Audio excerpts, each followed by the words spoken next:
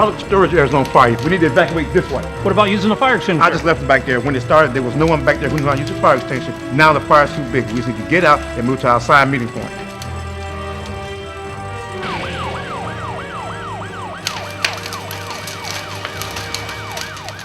Workplace fires can happen anywhere at any time. That's why it's important to know what to do when a fire starts, to know when and how to fight it, and when not to. Today we're going to learn about fires and fire extinguishers. Of course, we can't cover everything in one short video, but we can provide you with the basic information you need to react safely in a potentially dangerous situation. Let's begin at the beginning, with the flame. To burn, a fire needs three things: fuel, oxygen, and a heat source. Combine those things and you have a fire. Remove one of them and the fire will die. In essence, that's what a fire extinguisher does. It removes or neutralizes the fuel, the oxygen, or the heat source. And sometimes more than one. When that happens, the fire goes out. Sounds pretty simple, and for the most part it is. But there are things you need to know about fires and about extinguishers in order to use them properly and safely.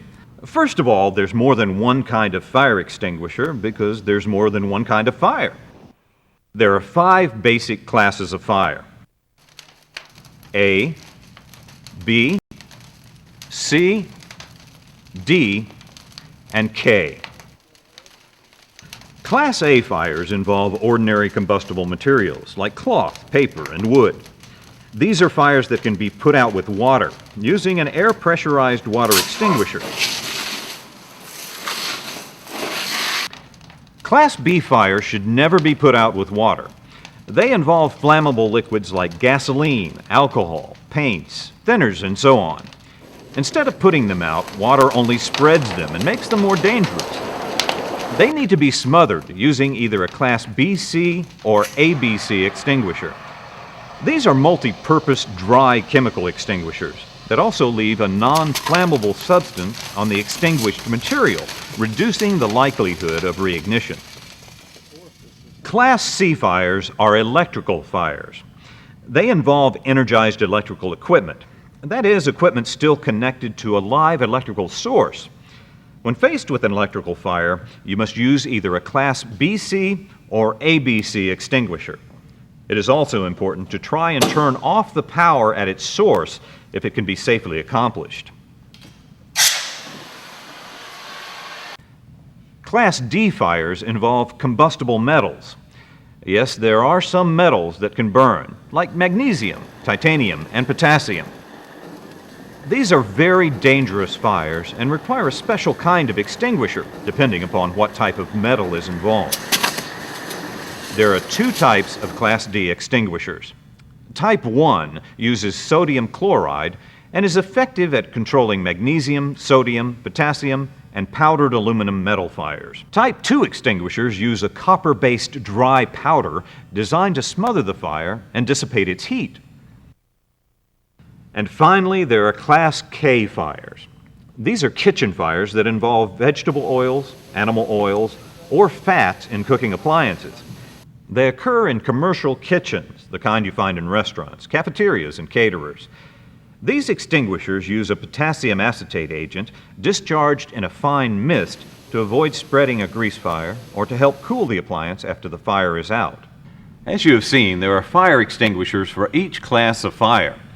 The most common type of extinguisher, and the one you're most likely to see in your workplace, is the multipurpose ABC extinguisher, which is effective on Class A, B, and C fires. However, always remember that before you use an extinguisher, make sure it's intended for the type of fire you need to put out. As we mentioned before, using a Class A water extinguisher on a Class B fire will only spread the flammable liquid and make the fire much more dangerous.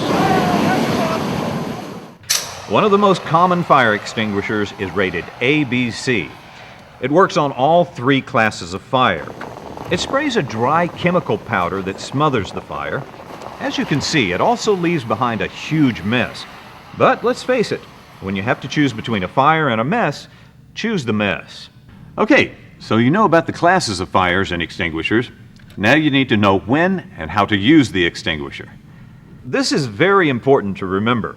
Extinguishers should only be used to put out small fires.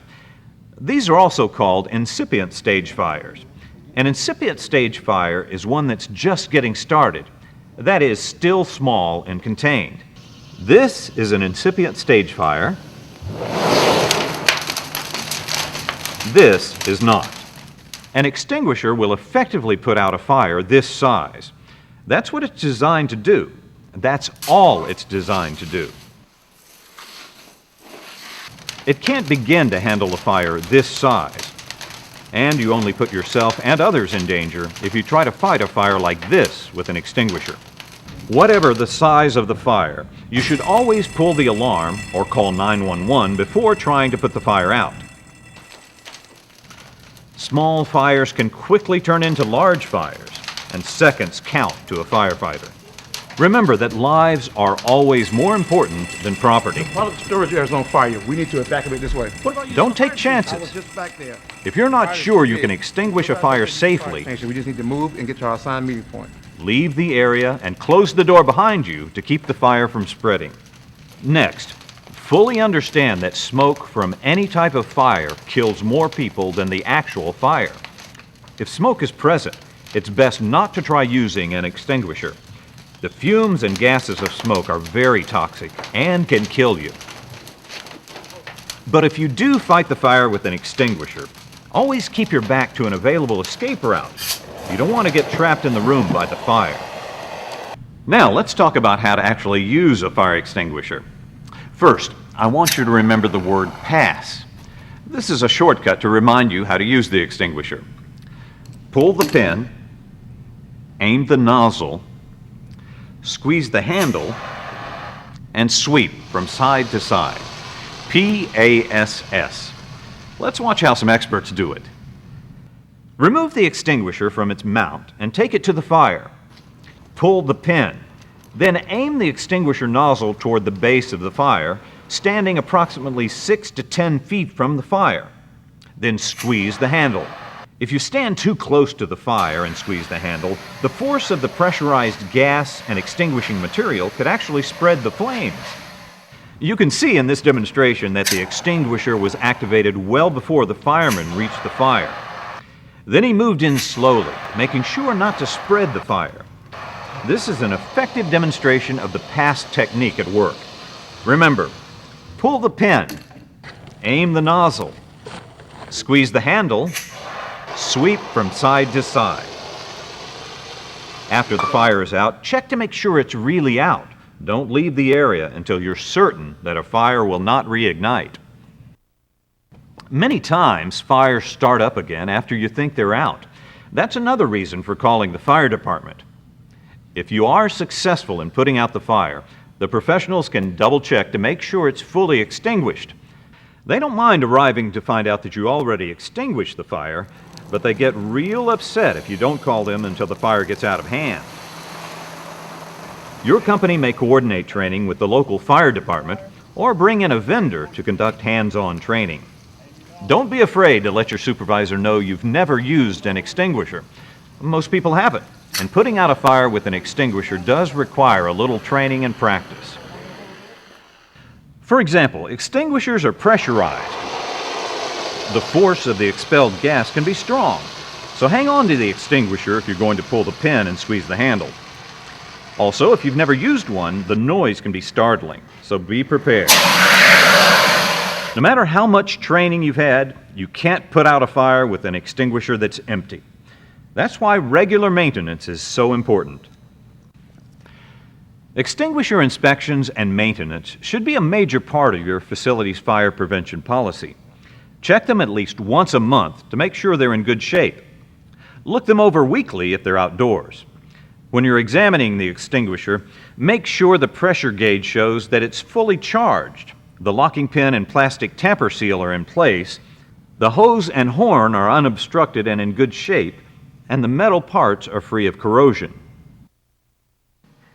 But never test an extinguisher to see if it's working. Once the valve has been opened, the extinguisher will lose pressure and may empty completely within a few days. This means that any time an extinguisher is used, even for a moment, it must be completely serviced and recharged. If this doesn't happen, it may be useless when you need it. After an extinguisher has been inspected and serviced, the servicing company will issue a service tag. It's good for 1 year. During your monthly inspections, check to make sure the tag is current. If it's over a year old, the extinguisher needs to be reserviced immediately.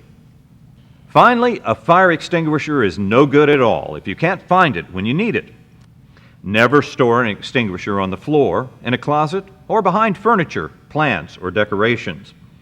Extinguishers should be mounted on hangers or in marked fire extinguisher cabinets where they can be clearly seen. When a fire starts, there is no time to search for an extinguisher that works. They must be within easy reach and ready to go. Fire extinguishers can save property and lives, so you need to know how to use them. Let's review. Know what classes of fires might occur at your facility and which extinguishers you can use to fight them. Make sure that extinguishers are mounted in plain sight, checked regularly, and inspected annually. Sound the alarm and call 911 before trying to tackle a blaze. Always keep your back to an escape route and get out if the situation becomes too dangerous. Remember the pass method. Pull the pin, aim the nozzle, squeeze the handle, sweep from side to side, and talk to your local fire department about getting hands-on experience with extinguishers. Fires can start anywhere at any time, but with the proper training and with the right extinguisher, you may be able to extinguish a small fire before it gets out of control.